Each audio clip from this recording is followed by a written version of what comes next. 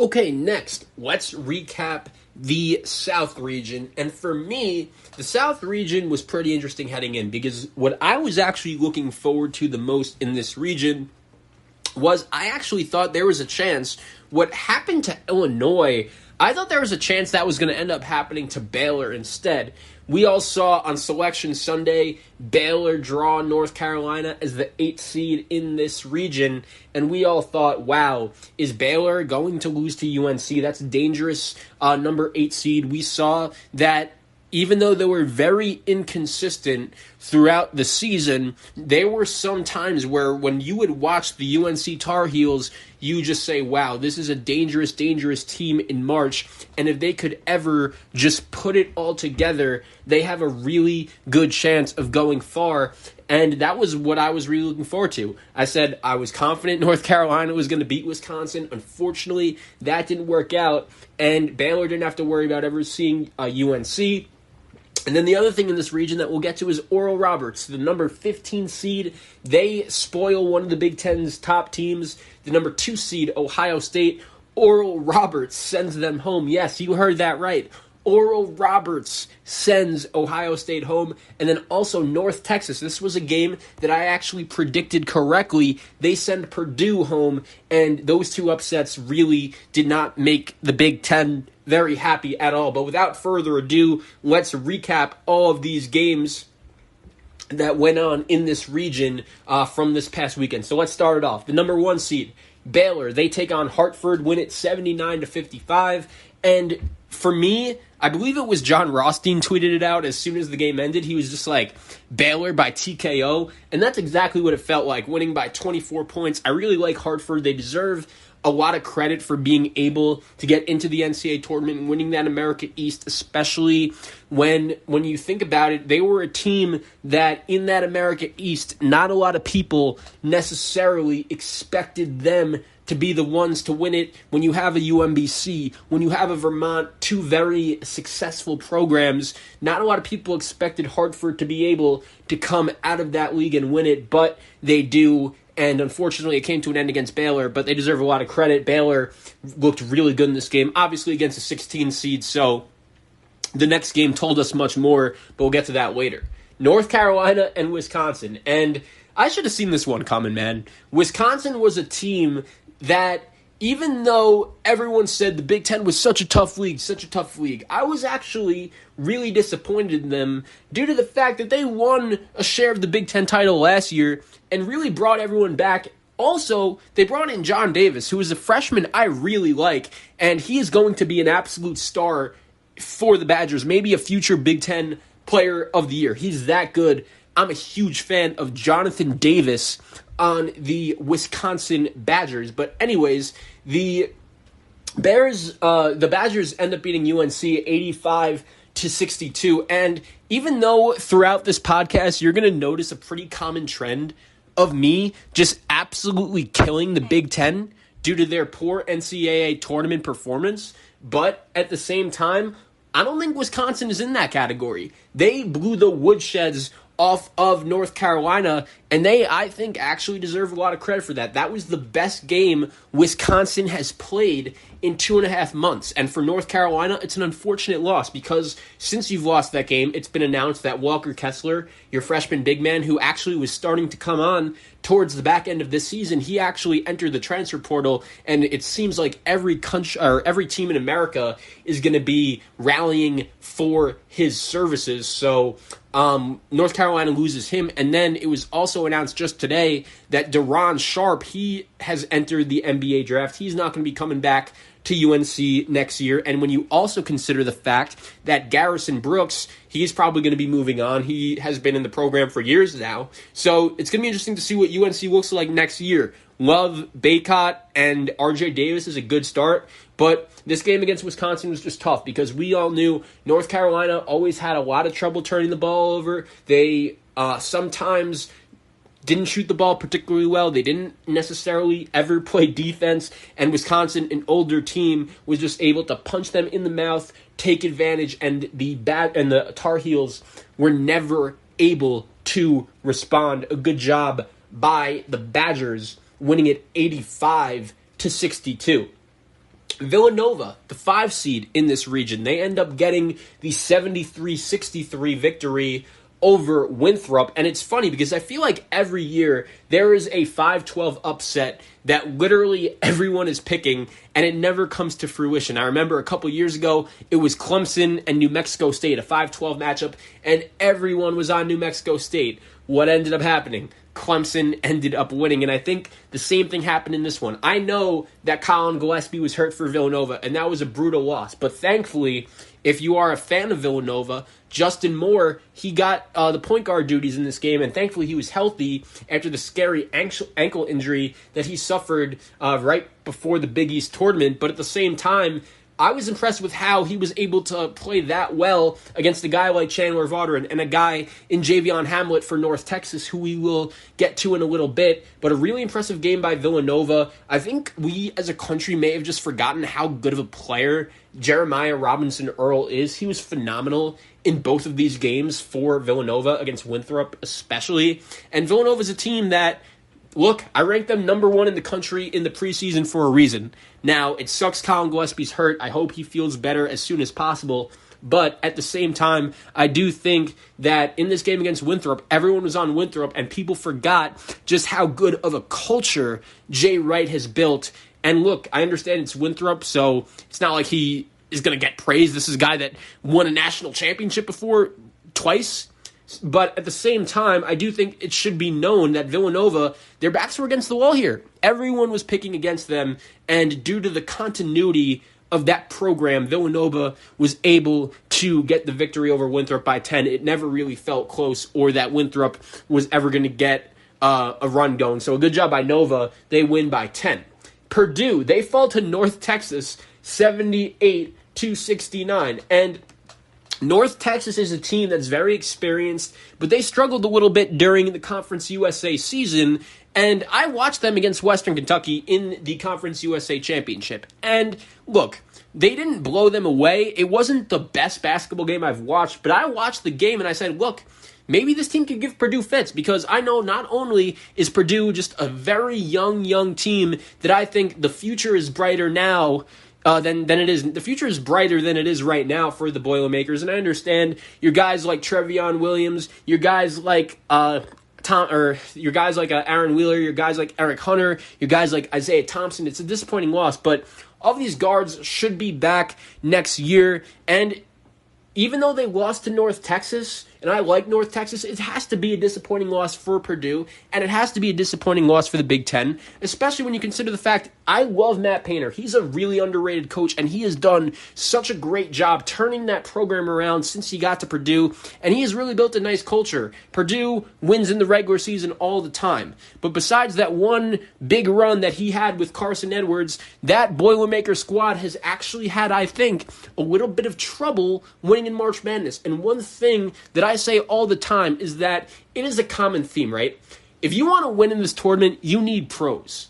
And I love Carson Edwards, but he's not getting significant minutes in the NBA right now. You can't really name that many players from Purdue that are getting significant minutes, and this is a narrative that I think could be said about the whole Big Ten, really, and the fact that when Chad joins me in a bit, we're going to try to figure out, why hasn't the Big Ten been able to win a championship since the year 2000? That's a long time ago, and unless Michigan somehow, some way is able to do it this year, that trend is going to continue, which could be tough for that squad, Purdue in the Big Ten, because that was a disappointing loss to North Texas. How about Texas Tech beating Utah State 65-53? This was a game that got wrong. Should not have bet against Chris Beard in the first round of the NCAA tournament. He is a coach that has never lost in the first round as a head coach.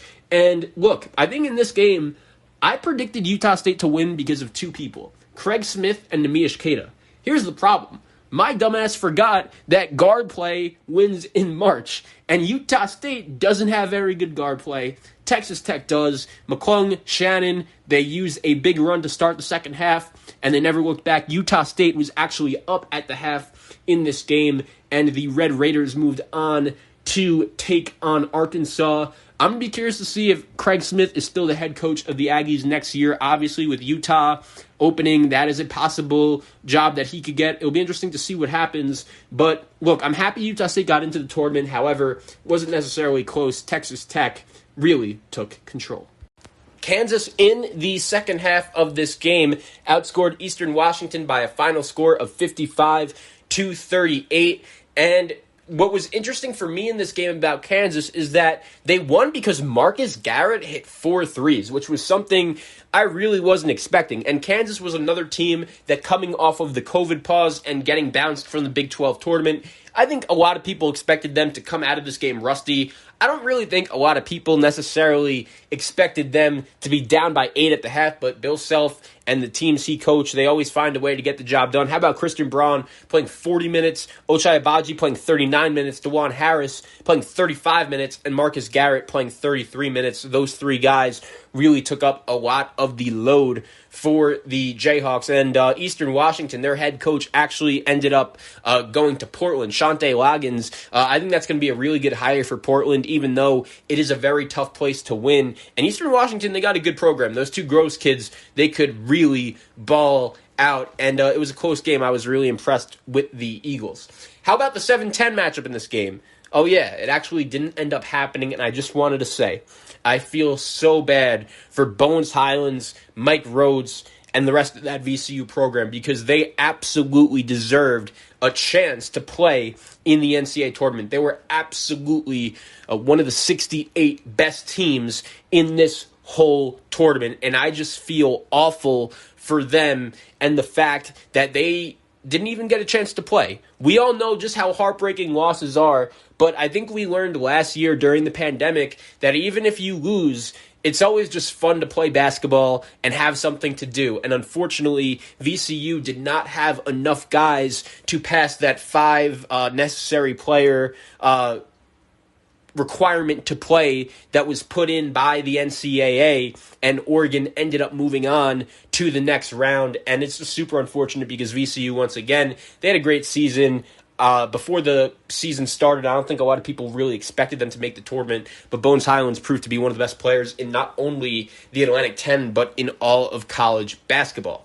So Oregon moves on. How about Grand Canyon and Iowa State? I wanted to say it was very cool watching Grand Canyon play in the NCAA tournament for the very first time. This is something that has been a long time coming for this GCU program. They were a squad that they weren't even D1 until a couple years ago, and if you know the NCAA rule, you are not eligible to play in the NCAA tournament until you are done with, I believe it's 3 years at the Division I level. Unfortunately, Grand Canyon didn't have that. And this year for the first time, they end up making the tournament, take on Iowa. It was closer than expected. Iowa was up 11 at half. They ended up getting the job done, 86-74. I think Bryce Drew, that's going to be a place in the WAC where kids are going to want to play. And we know how good of a program Coach Jans runs at New Mexico State. And I think those two programs could be battling out there for a while. So a good job by Iowa getting the win over Grand Canyon. Now, let's move on to the round of 32. Gonzaga, they end up getting the win over Oklahoma, 87-71. Drew Timme with 30 points in this one. And one thing I'll say about this game is this. Gonzaga ended up winning by 16 points, and I don't even think they played that well. And I don't even think Oklahoma played that bad. Austin Reeves was making shots, and it's super unfortunate that Devion Harmon, the starting point guard for Oklahoma, who was probably the Sooners' most rock-steady player all season. I understand he wasn't their best player, but he was a guy that played in literally every game, a very good passer, decent shooter. Oklahoma, unfortunately, did not have him available, and Gonzaga, they just proved to everyone why they're the number 1 overall seed. I didn't necessarily think Oklahoma had enough offensive firepower to keep up with Gonzaga anyways, and a good win for Gonzaga. The Zags are now a team that has made the last 6 Sweet 16s in the NCAA tournament. That is something that no other program in college basketball could say, which is really, really impressive. 6 consecutive Sweet 16 berths for Gonzaga, and there are a lot of people that still say the narrative of Mark Few, he can't win in the tournament. And I know eventually Gonzaga is going to have to win a national championship. And if Gonzaga doesn't win a national championship this year, I understand why people are going to be disappointed. But at the same time, we shouldn't be taking what Coach Few and that program have been doing over the last 20 years, and there are still people saying, oh, Gonzaga, they can't win in the tournament. They're not good. They're chokers. No, they've made the last 6 Sweet 16s. That is all you have to know. Creighton, they end up getting the win over Ohio, 72-58. And if you watch that game, Ohio was decent for the first half. Vanderplas was making a couple threes, but ultimately Creighton just had too much offensive firepower and ended up getting the job done by 14 points. And I mentioned it briefly when discussing Creighton against Santa Barbara. While watching the Blue Jays in this game against Ohio, I was so impressed with what Marcus Zagorowski was able to do. I said before the season started, Marcus Zagorowski is one of the 10 best players in college basketball. And it's unfortunate because towards the end of last season, he got hurt. Even if there was going to be an NCAA tournament last year, odds are he wasn't going to play. But at the same time, I really expected him to be a guy that could compete for an All-American spot this year. And it's unfortunate that that didn't happen. He didn't have a bad year. He just didn't necessarily live up to the hype that everyone was talking about. But he was banged up, and he's been a guy that throughout his college career has unfortunately had a little bit of trouble staying healthy. But I watched Creighton against Ohio, and that was the best he's looked all season, which is a great, great sign if you're a Creighton fan. And I'm going to be previewing each one of the Sweet 16 games on Friday's podcast, so that's when we will get into the nitty-gritty about Creighton and Gonzaga. But at the same time, it has to feel good if you're Creighton knowing that you at least have guards that could show you that, okay, we can make shots in the NCAA tournament. And Creighton was a team that was feeling really, really confident about the Big East tournament and the NCAA tournament last year before it got canceled. You know, they were playing some great basketball when the season got called last year. And there was a reason why basically everyone from that squad decided to come back. Ballack, Mahoney, Zagorowski, Bishop, Jefferson. They have a lot of guys that are super experienced, and I think that experience, even though it was against a 12 and 13 seed, came in handy. Creighton moves on over Ohio into the Sweet 16. I just wanted to say congrats to Jason Preston on a great season, and if this is it, a great college career. He definitely made his late mother proud. If you don't know that story, I really recommend you look into it, because watching Ohio against Virginia was phenomenal, and I feel so good for that kid. How about this? USC 85, Kansas 51. And I picked USC to win this game. There's no doubt about it. I felt uncomfortable picking Andy Enfield over Bill Self in the tournament. I was like, is this the right move? Not only did USC win, but they handed Kansas their worst tournament loss in program history, 44 points. And I understand, I've been someone that said Kansas, they are not necessarily as talented this year as in years past. And it sucked that Jalen Wilson was injured, COVID. He was out, and he didn't play in the game against Eastern Washington, and he didn't even look like himself in this game against USC. But at the same time, Kansas goes out here and loses by 44, and watching this game, the first thing that stood out to me was like, wow, this is just pros versus Joes. I knew that game was over 12 minutes in. Evan Mobley, Isaiah Mobley, both out here making shots. And I'll say this about USC. When their guards are making shots, and that includes Isaiah Mobley, who is playing like a 6'11 guard. When they're making shots, that team is tough to beat. And we're going to get into Oregon, Iowa in a little bit. But I cannot wait for USC Oregon. And I do think the winner of that game, I don't know if they're going to beat Gonzaga. I don't even know if they'll keep the game close. But I am fascinated to see how both of those teams would do against the Bulldogs, just because they both showed how athletic and how dynamic they were in the round of 32. Taj Edey, Drew Peterson, Isaiah White. USC has plenty of guards that can make shots as well. Ethan Anderson also finally starting to come on towards the end of the season. So USC gets the win over Kansas. And for the Jayhawks, I'll say this. It's going to be interesting to see where they go from here because we all know the NCAA punishment could be coming anytime now. And this Kansas team, very slowly over the last couple of years, I do think if you look closely, the talent level at Kansas may be starting to decrease a little. Marcus Garrett probably isn't going to be back next year. We'll see if McCormick is. We'll see if Wilson is.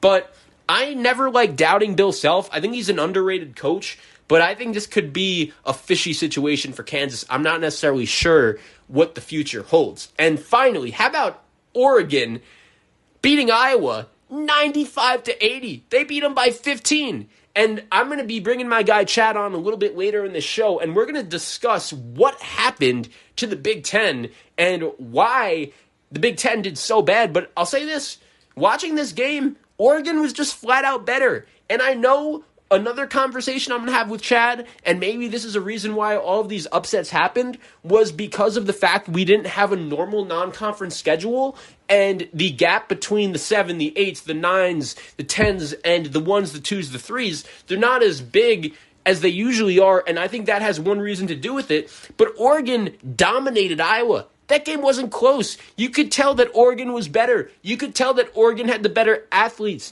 You could tell that Oregon was the better coach team. And I'll say this about Iowa. There have been people around college basketball hyping them up all season. And I said they play a very fun style. Luka Garza's phenomenal. When Wieskamp and Bohannon and Fredericks and even Keegan Murray are out here making shots, Iowa's a fun team to watch, but they don't play defense, and I don't trust their coach in the tournament.